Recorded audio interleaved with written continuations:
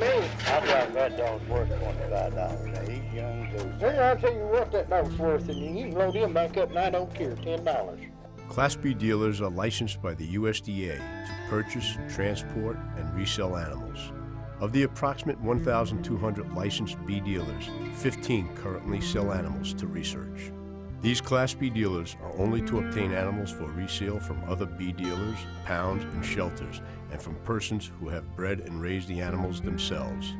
However, B dealers routinely violate the law by acquiring animals from fraudulent sources and abusing and neglecting them. These animals are often stolen pets, strays, or animals obtained under false pretenses and deceptions such as free-to-good-home ads.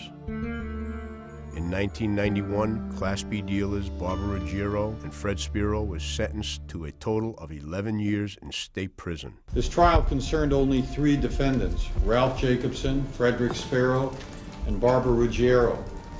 Animal rights organizations or their philosophies were not on trial. The use of animals for medical research was not on trial. The philosophy, pro or con, regarding use of animals in medical research was not an issue in this case. The theft of animals under false pretenses was the key issue presented to the jury. Having a license to sell animals for medical research does not provide the right to sell fraudulently obtained animals any more than a licensed used car lot can legally sell stolen automobiles. In 1993, Class B dealer David Steffens was sentenced to 10 months in federal prison. David, you were a Class B licensed dealer, right? That's correct. How did you obtain the animals that you sold to animal research? It was all random source. I never dealt with any other dealers.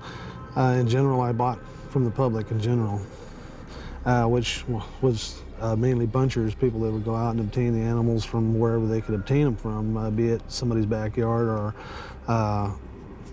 free-to-good-home ads. Do licensed Class B dealers often steal and fraudulently obtain pets to sell the research? I have no doubt in my mind that they do. Is the USDA aware of this? Oh, without a doubt. Without a doubt. I know for a fact that they had to have seen them. In inspecting my records, they had to have seen these things in my records. What do you think about the whole system of Class B dealers? I think it's pretty scummy, to be honest with you, because from what I've seen and experienced myself in it, it's a pretty low shyster business.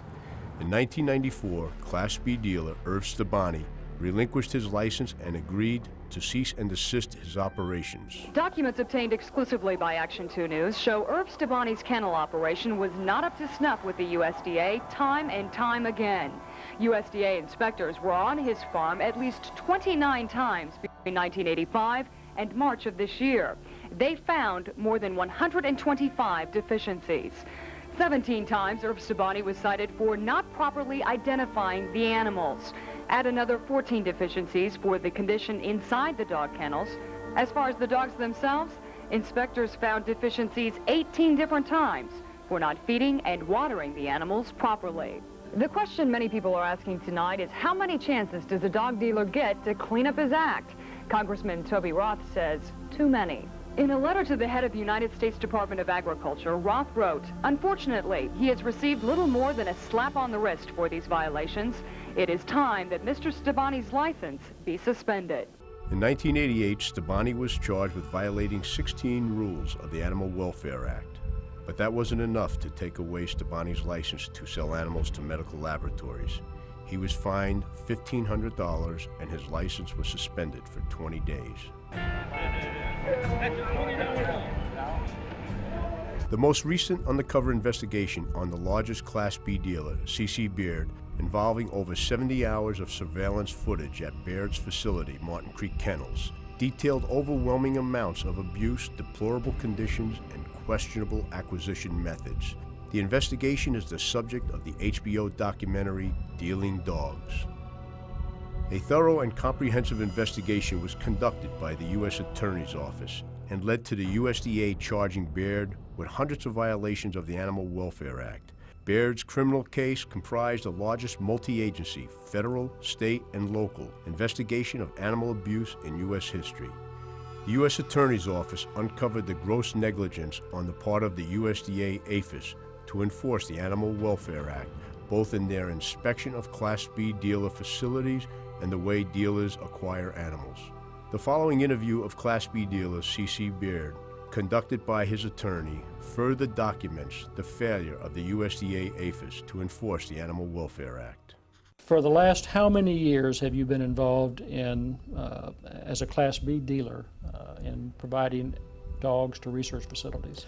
Started, as I recall, September or October of 1990 was my first sales, so 15 years more or less. I believe it was 2005 when we closed the business.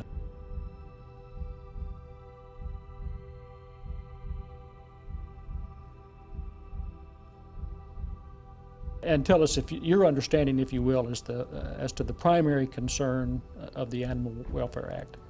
I understand that it was put in place for two reasons. One was to ensure the humane treatment of the animals, and the other was to avoid animals that would be stolen from going into the program, into research.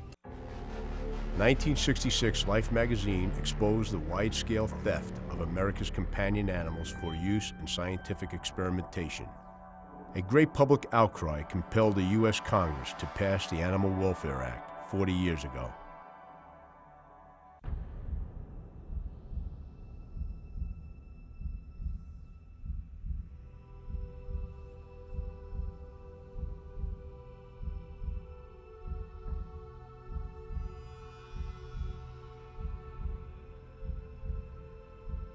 Tell us about the specific regulations that do apply under the Animal Welfare Act with regard to Class B dealers as to the number of dogs that a seller can sell, and what that seller must certify, if you will, as to acquisition of that animal. We were required, the regulations do require that the animals that Class B dealers buy are bought only from people who bred and raised the animals themselves. We were not allowed to buy animals that had changed hands. We were not to buy those animals. Do you have to show ID when you sell the CC's? No, he don't want to know anything. With regard to the Department of Agriculture, are there inspectors that come down and inspect your facilities and inspect your records for purposes of determining from whom you had acquired animals? Yes, we had inspectors assigned to us by APHIS. We were inspected at least on a quarterly basis, more often than that, but at least 4 times a year.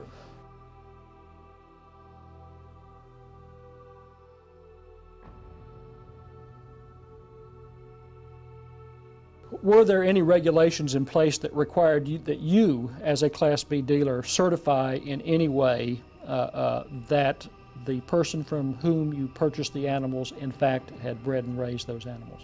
No, sir. Would you think that it was commonly understood within APHIS that a good percentage of the dogs that you were acquiring were, in fact, not bred and raised by the seller? Yes, sir. There's no question about that.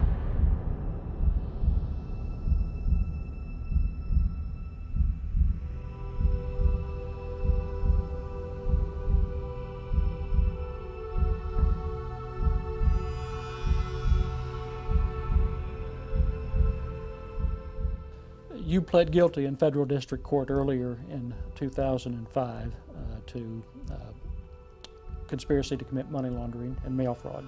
That's correct. Yes, sir. Can you tell us what it is that you understand that you did that gave rise to those charges to which you pled guilty?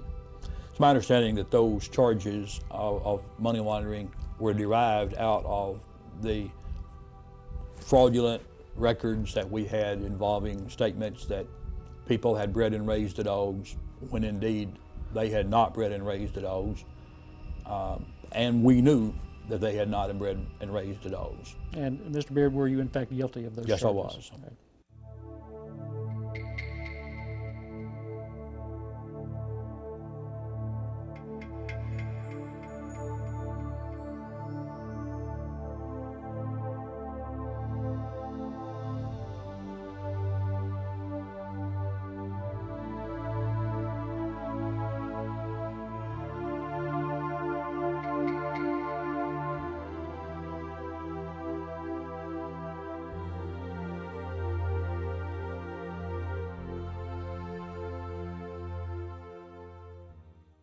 When you would deliver animals to a research facility, was there ever any question put to you with regard to the source of the animals? For 99% of the cases, they were basically, the universities were content that APHIS had checked us, were monitoring us, and that we were in compliance because APHIS, had left us with a license.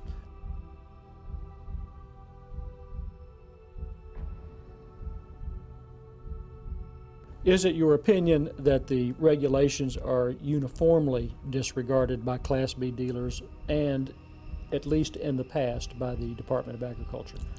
Absolutely. USDA made no attempt to enforce the bred and raised. They gave that basically a wink and a nod, and would sometimes sit in my office and look at my records and say, well, this man sold you 10 dogs, and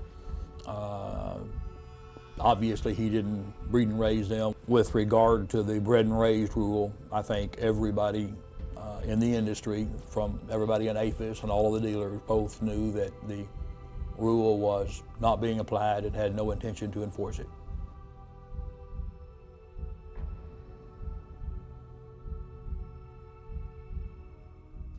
Mr. Baird, at least at one point during the period of time that you were selling animals to research facilities, you were the largest Class B dealer in the country. Is that correct? That's my understanding, yes. Right.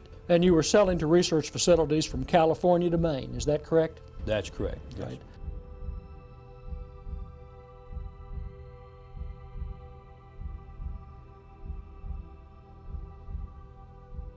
Mr. Baird, can you tell us, in your opinion, whether or not, if the Animal Welfare Act were strictly enforced, Class B dealers could remain in business? If the Animal Welfare Act is applied to the nth degree, there's no way that a Class B dealer can stay in business and survive. No.